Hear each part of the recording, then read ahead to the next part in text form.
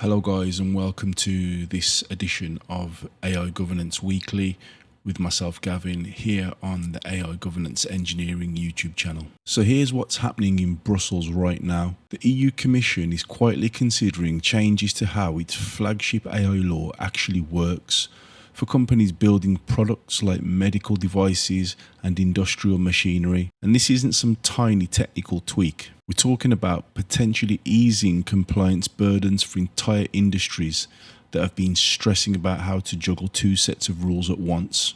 So on October 27th this year, regulatory news outlet MLEX broke the story that the European Commission is weighing changes to the AI Act's Annex 1. Now here's where it gets specific.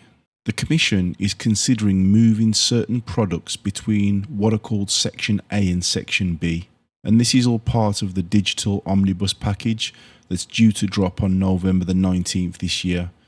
So we're talking about sectors like medical devices, industrial machinery, toys, lift components, and appliances that burn gas. And this comes after heavy lobbying from industry groups like Digital Europe and Orgalim, who've been pushing for relief from what they call burdensome dual compliance.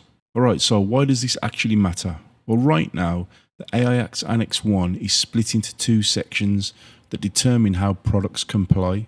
So if you're in Section A, you're dealing with immediate parallel compliance, and that means you've got to follow both the AI Act's requirements and your existing sectoral safety rules at the exact same time.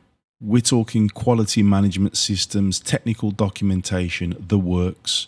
But if you're in Section B, you get a different path. Your products comply only through your existing sectoral regimes, and AI-specific requirements come later via secondary legislation.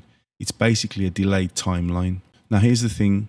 Industry associations have been vocal about wanting everything moved to Section B, as they argue that parallel compliance creates unnecessary administrative burden, especially for companies already navigating complex product safety frameworks. So think about a medical device manufacturer that's already dealing with stringent EU medical device regulations and now has to layer on AI Act requirements immediately. So that's double the paperwork, double the assessment processes. The Commission initially suggested a pretty broad interpretation of these high-risk requirements, but after industry pressure, they postponed the discussion and moved it to guidelines on high-risk categorization that aren't due until February next year. So this omnibus change is coming first, before those guidelines even land.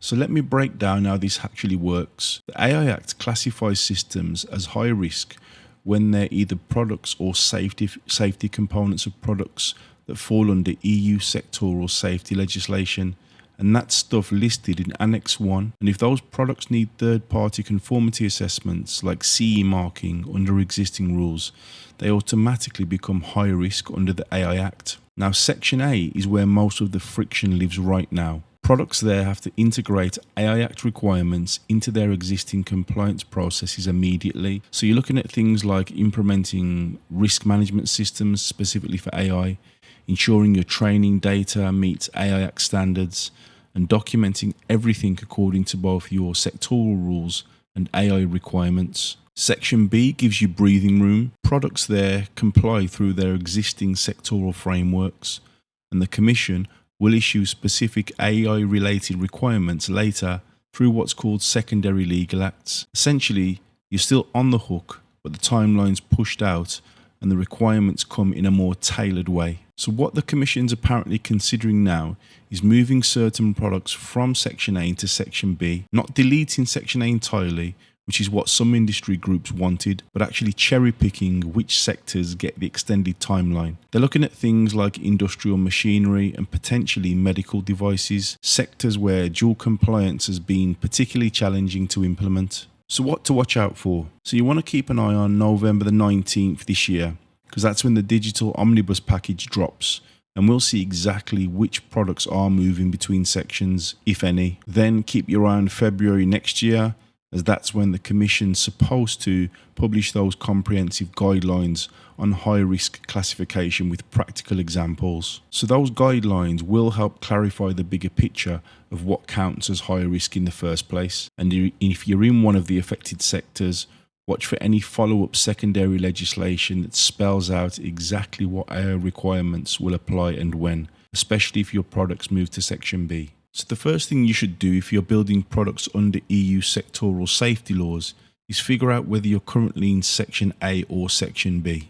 Check your product against Annex 1 of the AI Act, as you need to know your baseline. Second, monitor what happens on November the 19th when the omnibus drops. And if your sector moves to Section B, that changes your compliance timeline significantly. And third, try and engage with your industry associations now. Groups such as Digital Europe and Orglim are actively shaping these discussions, so make sure your company's concerns are part of the feedback that's going to go back to Brussels. This is still a moving target at the moment, and the more data points the Commission has, the better. So thank you for tuning in, guys, and I'll see you again soon.